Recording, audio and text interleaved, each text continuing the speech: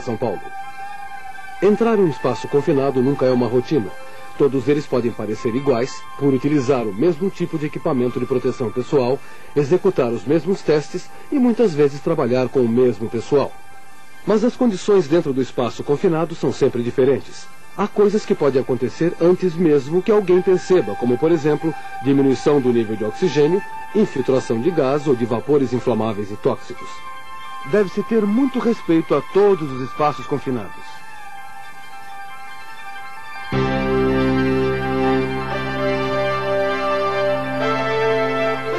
Trabalho em espaço confinado. A fim de que se trabalhe com segurança em espaços confinados, a Organização de Saúde e Segurança Ocupacional, OSHA, criou a norma 29 CFR, parte 19, seção 146, sobre espaços sujeitos à autorização prévia. O propósito da OSHA é informar aos grupos, trabalhadores, supervisores e empregadores sobre os perigos de espaços confinados. A norma trata das responsabilidades desses grupos em estabelecer regras para emitir autorizações para espaços confinados. Comecemos com uma definição. São espaços confinados os que têm meios limitados de entrada e saída, tendo-se dificuldade para sair deles em caso de algum problema. Sua construção e dimensões são tais que permitem a entrada de trabalhadores para realizarem a tarefa designada, mas não estão projetados para serem ocupados continuamente por trabalhadores. São exemplos de espaços confinados, entre outros, tanques, containers, compartimentos para armazenamento, vasos, colunas, poços, escavações, caixas subterrâneas e etc. Os perigos desses espaços dependem de como estão dispostos, o que contém ou o que contiveram, e será necessária uma autorização prévia por escrito para trabalhar dentro de tais espaços. Dentre estas condições, citamos a existência real ou potencial de uma atmosfera perigosa, por exemplo, se houver vapores, gases inflamáveis ou tóxicos, ou uma atmosfera com oxigênio em quantidade excessiva ou insuficiente.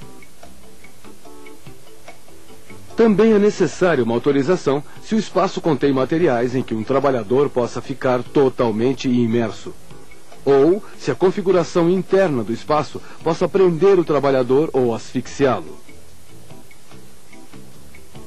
Por último, é necessária uma autorização para que, se houver algum outro risco grave para a saúde ou para a segurança relacionada ao espaço. É evidente que a melhor maneira de evitar estes riscos é fazer todo o trabalho pelo lado de fora.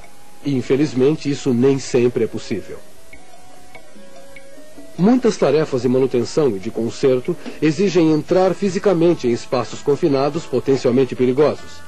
Em tais casos, a empresa tem de implantar programas a fim de expedir autorizações para a entrada em espaços confinados, as quais regulamentam a entrada e controlam os riscos. Você deve inspecionar o programa de sua empresa. Pergunte ao seu supervisor para obter essas informações. Como parte do programa, a empresa afixará avisos de advertência nas entradas de todos os espaços sujeitos à autorização prévia.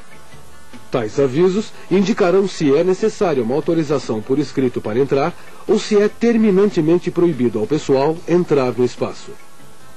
Os formulários de autorização são emitidos pelas empresas e entregues ao supervisor ou responsável para serem devidamente preenchidos. O supervisor é responsável também pela segurança durante a operação de entrada. O procedimento de entrada só poderá ter início depois que o supervisor tiver assinado a autorização. As empresas se responsabilizam também em fornecer treinamento a todos os funcionários envolvidos na entrada e em espaços confinados. O responsável pela entrada deve ser treinado cuidadosamente, assim como o auxiliar, ajudantes e vigia, sobre como toda a atividade se desenvolve neste ambiente. Os trabalhadores precisam conhecer muito bem todos os aspectos de segurança da operação de entrada, inclusive procedimentos e equipamentos de proteção individual, assim como os possíveis perigos que possam surgir.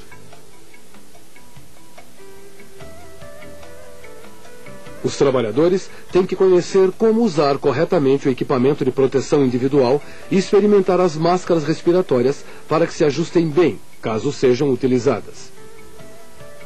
Devem receber um amplo treinamento se forem utilizar aparelhos autônomos de respiração.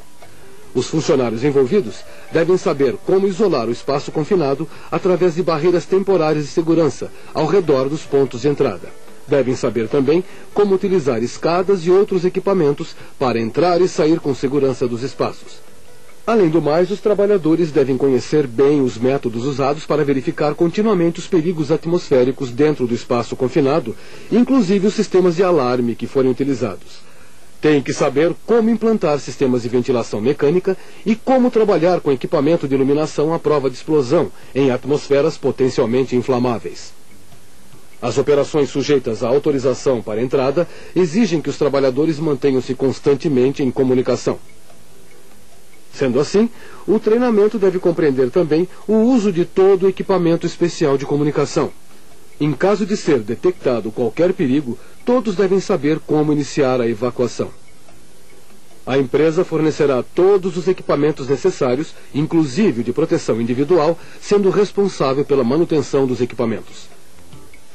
Como se vê, a norma da OSHA leva muito a sério o treinamento para entrar em espaços confinados. Todos os trabalhadores devem conhecer bem suas funções, pois todos são elos de uma corrente que devem se interligar. Tal corrente pode compreender uma equipe interna de serviços de emergência e resgate que é treinada para a entrada e para operações de resgate. Mesmo que toda esta equipe seja treinada em primeiros socorros e ressuscitamento cardiopulmonar, um membro desta equipe precisa ter o certificado para esse tipo de operação. Ao menos uma vez ao ano, a empresa efetuará um resgate simulado nos próprios espaços confinados ou locais apropriados, podendo usar bonecos ou pessoas para fazerem o papel de vítima. Muitas instalações utilizam uma equipe de resgate externa. Neste caso, é preciso manter todos os integrantes atualizados com relação às diferentes situações de resgate que possam enfrentar. A equipe precisa estar informada de todas as alterações da instalação, pois até as mudanças mais sutis podem exigir uma reavaliação de suas táticas de resgate. Também precisam ter acesso aos espaços confinados para planejar operações de resgate e fazer exercícios de simulação. Como já disse, a autorização para entrada é válida unicamente depois de ter sido assinada pelo supervisor de entrada. Mas antes de assinar, ela precisa verificar uma série de procedimentos. O supervisor de entrada deve se assegurar de que não há perigos presentes ou prováveis. Tem que verificar se foram efetuados todos os testes atmosféricos requeridos na ordem correta e que estejam disponíveis todos os equipamentos de comunicação e em perfeitas condições de uso, assim como a comunicação com todas as pessoas envolvidas nos serviços de resgate.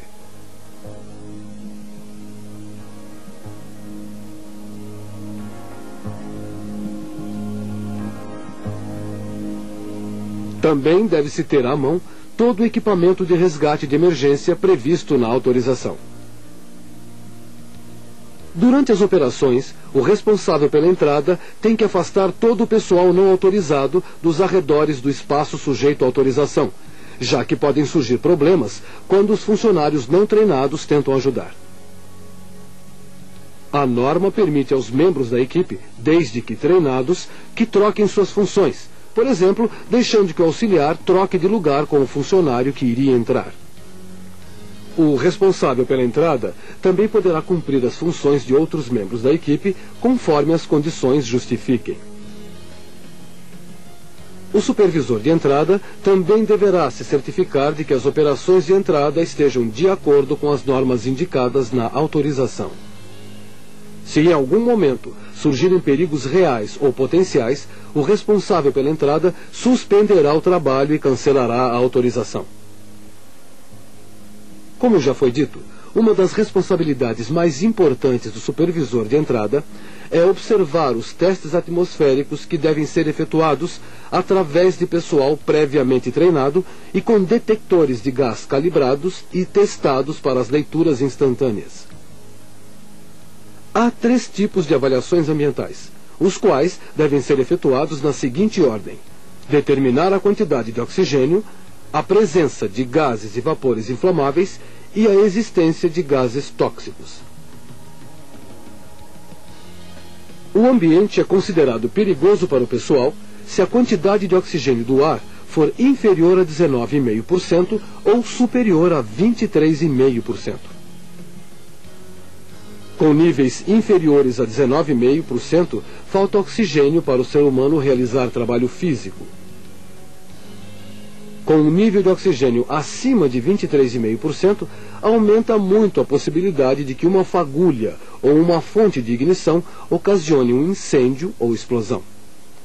As estatísticas de acidentes indicam muitas vezes que os trabalhadores de espaços confinados desmaiam por falta de oxigênio, o que pode levar a danos ao cérebro ou até a morte por asfixia.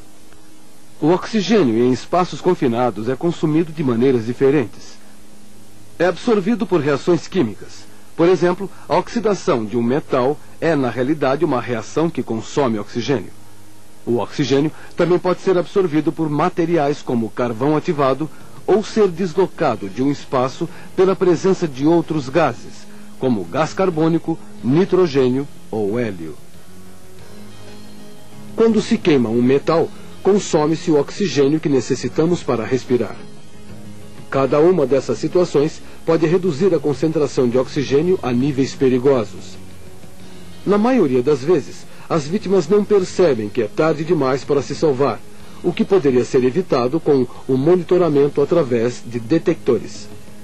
O segundo teste relaciona-se a gases e vapores que possam criar atmosferas inflamáveis ou explosivas ao alcançar concentrações superiores a 10% de seu limite inferior de explosividade.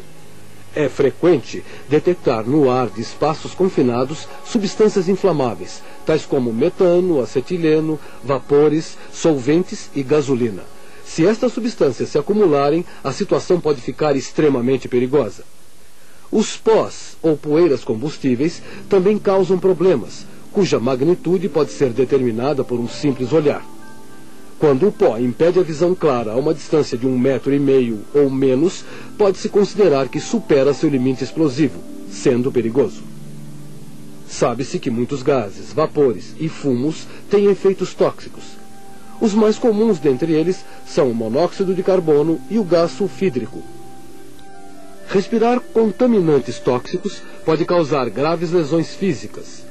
Em alguns casos, matam imediatamente. Em outros casos, leva a alterações que podem demorar anos para se manifestarem. É de suma importância realizar testes para descobrir infiltrações ou acúmulo desses contaminantes.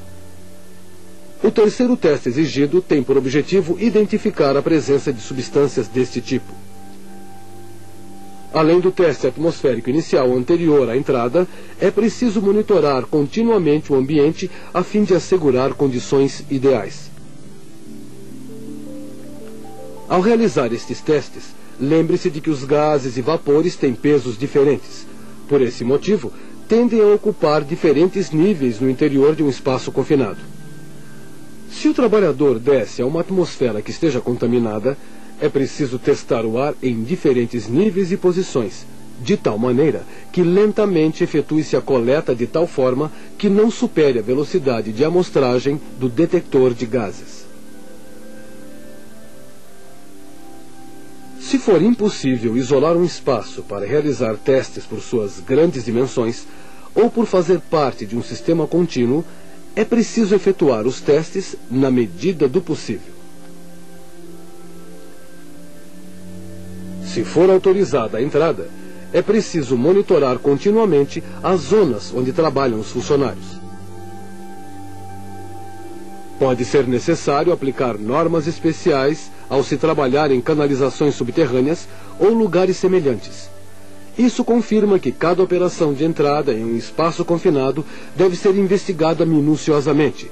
As autorizações devem especificar o procedimento correto para cada situação. É importante recordar que todos os perigos atmosféricos em potencial devem ser controlados e reduzidos abaixo dos níveis de risco a fim de se permitir a entrada e continuar o trabalho. O responsável pela entrada tem que vigiar para que a ventilação mecânica seja contínua, a fim de eliminar ou controlar todo o perigo atmosférico. Nunca suponha que a ventilação por si só protegerá os trabalhadores dos gases e vapores tóxicos. É preciso fazer testes adicionais. A autorização de entrada também pode exigir máscaras respiratórias ou equipamento autônomo de respiração. Nunca use oxigênio puro na ventilação, já que o excesso de oxigênio na atmosfera aumenta muito a probabilidade de explosão dos materiais inflamáveis presentes. Lembre-se de que, se os perigos superam os limites de segurança conforme indicado na autorização, é preciso evacuar o espaço e cancelar a autorização. Devido aos múltiplos perigos em potencial, certos tipos de trabalho em atmosferas potencialmente inflamáveis têm que ser controlados cuidadosamente. As autorizações para trabalho a quente são expedidas para tarefas que possam emitir fagulhas ou chamas, como o trabalho de solda e o de rebitar. O trabalho a quente também pode vaporizar os resíduos tóxicos acumulados, criando problemas de qualidade do ar. O responsável também deve estar atento a outros perigos em espaços confinados, como a imersão total e as peças movediças pesadas que possam prender ou prensar um trabalhador. Lembre-se de que é preciso seguir os procedimentos de travar e etiquetar. É preciso cortar todas as fontes de energia que possam afetar as tarefas ou a segurança dos trabalhadores. As peças movediças devem ser totalmente imobilizadas. Isso significa também soltar toda a energia acumulada, seja pneumática, hidráulica ou elétrica. Pode ser necessário que os trabalhadores precisem obstruir as tubulações ou, no caso de água e vapor quente, fechar duplamente os condutos e drená-los para eliminar a pressão. Pode ser impossível imobilizar o equipamento quando se trata de um sistema de serviço vital. Em tal caso, é preciso tomar outras medidas para a segurança dos trabalhadores no espaço confinado, inclusive equipamento de proteção individual. Agora examinaremos melhor a função do auxiliar. Entrar em espaços sujeitos à autorização exige colocar à entrada um auxiliar que, além de ter recebido treinamento de quem entra, também precisa estar capacitado a desempenhar outras tarefas, como vigiar o trabalho dos que entram e ajudá-los a entrar e sair. O auxiliar deve se manter em comunicação constante com quem estiver dentro do espaço. Também precisa saber reconhecer os sinais dos trabalhadores dentro dos espaços confinados e que estejam em dificuldades. Por exemplo, os sintomas de falta de oxigênio e de exposição a substâncias tóxicas. O auxiliar tem que conhecer bem a autorização de entrada no espaço, de maneira que possa dar ordem de evacuar se surgir uma condição proibida pela autorização. Tem que saber o número preciso de trabalhadores dentro do espaço confinado para não esquecer de ninguém. O auxiliar também deve estar treinado para emergências. Deve saber como avisar as equipes de resgate e serviços médicos de urgência, com os dados que aparecem na autorização. Também devem saber onde estão todos os informativos de segurança sobre materiais que sejam pertinentes ao pessoal de urgência. Tem que ter à mão o equipamento para resgate, que seja efetuado pelo exterior do espaço, segundo indica a autorização, e o auxiliar deve saber como utilizá-lo. As empresas devem fornecer sistemas de resgate que não exijam a entrada do auxiliar no espaço. A maioria das autorizações especifica que o auxiliar nunca deve entrar no espaço confinado, nem sequer para fins de resgate. Não obstante, o auxiliar poderá entrar, se assim o permitir detalhadamente a autorização, mas unicamente conforme as condições estipuladas na mesma. O auxiliar deve ter recebido o treinamento de entrada exigido, assim como ter capacitação para resgates de emergência e contar com equipamento de proteção individual. Além do mais, antes de entrar, o auxiliar tem de procurar um suplente devidamente qualificado para que ocupe seu lugar fora do espaço. Os trabalhadores devem colocar um equipamento no peito e no corpo inteiro, como uma corda de resgate colocada no centro das costas, ao nível dos ombros ou por cima da cabeça. Podem-se usar munhequeiras somente se não for possível utilizar outro equipamento. As cordas de resgate têm que estar amarradas a um ponto fixo fora do espaço ou a um dispositivo de resgate, como um tripé com montacargas, se o espaço tiver mais de 1,5 metros de profundidade. As empresas podem descartar estes sistemas de resgate a partir do exterior unicamente se ele acrescentar riscos durante a entrada ou se, de outro modo, deixar de contribuir ao resgate. O auxiliar só pode vigiar um espaço por vez e também pode executar outras tarefas, como passar ferramentas aos colegas. Mas tais atividades nunca poderão interferir em sua capacidade de vigiar e zelar pela segurança dos demais trabalhadores. Se por algum motivo o auxiliar perceber que não pode vigiar de modo eficaz todos os trabalhadores a seu encargo, deverá evacuar todo o pessoal do espaço em questão. Se por algum motivo for necessário evacuar um espaço sujeito à autorização, será feita uma avaliação posterior para determinar a origem do problema. Serão tomadas medidas adicionais de proteção antes de se efetuar outra entrada. Isto significa que o supervisor tem que preencher e assinar uma nova autorização para o espaço. Agora que compreendemos o que estabelece a regra, examinaremos a autorização em si. O formulário de autorização é preparado pela empresa segundo as normas estabelecidas. Na autorização, deverá constar a seguinte informação: o espaço onde se deverá entrar, o propósito da entrada e a data e duração autorizadas. A autorização é válida unicamente até ser concluído o projeto ou até surgir uma condição proibida. Na autorização constará uma lista dos funcionários autorizados, que podem ser identificados pelo próprio nome ou por um sistema numérico.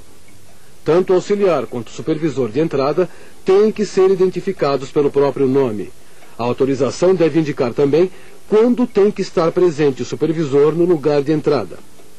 É preciso fazer constar todos os perigos a que o espaço possa expor, assim como as medidas que serão tomadas para isolá-los, eliminá-los ou controlá-los. A autorização também indicará as condições aceitáveis para entrar no espaço. É preciso anotar o horário em que foram realizados os testes iniciais e periódicos, com seus resultados rubricados com as iniciais da pessoa autorizada que efetuou os testes.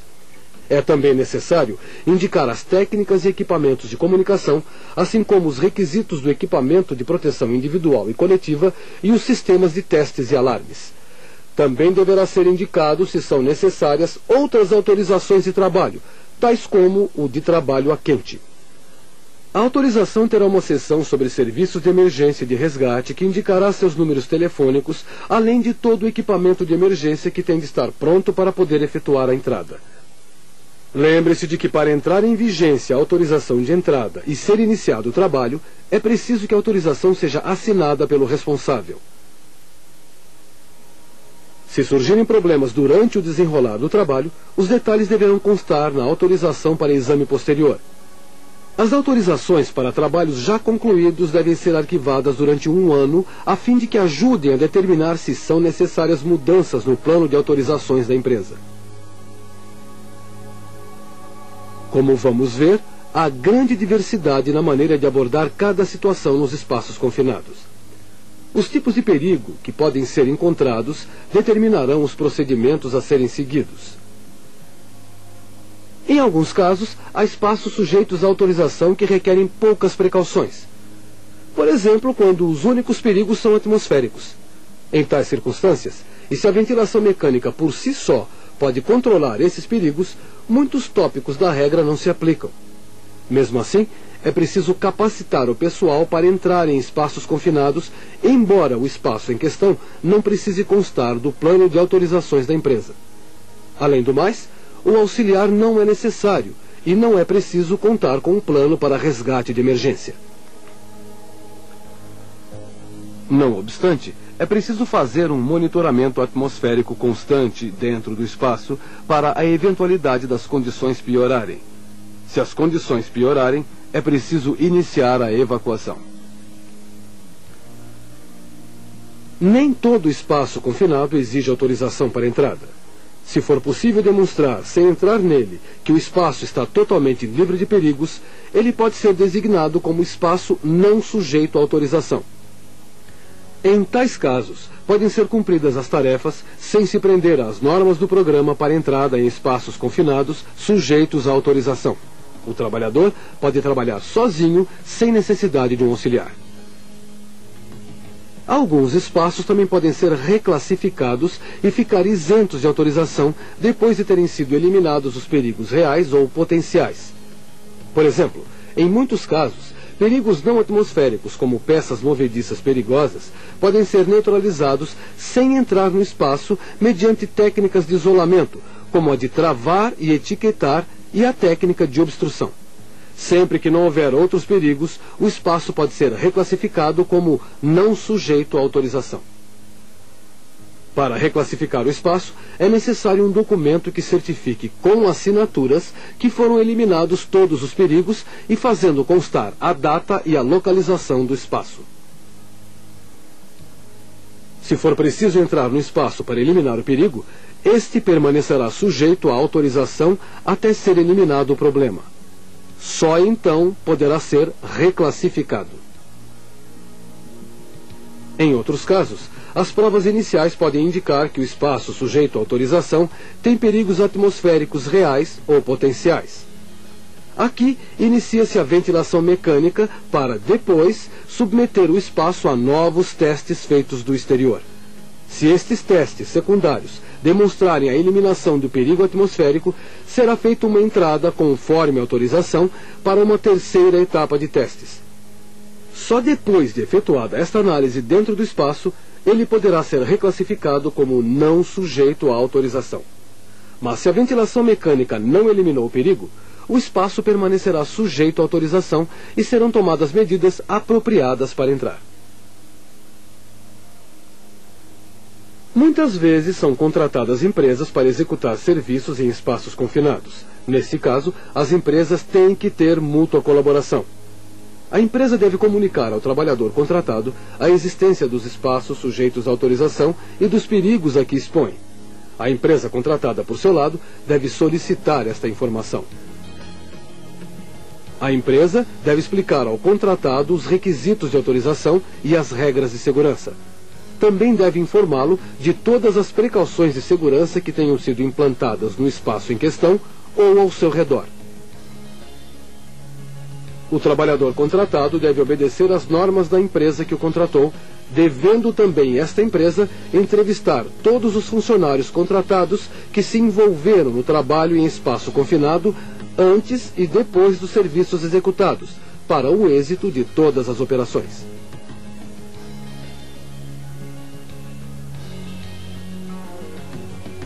A regulamentação quanto a espaços confinados sujeitos à autorização tem como objetivo acrescentar novo sentido de responsabilidade quanto a entrar em tais espaços.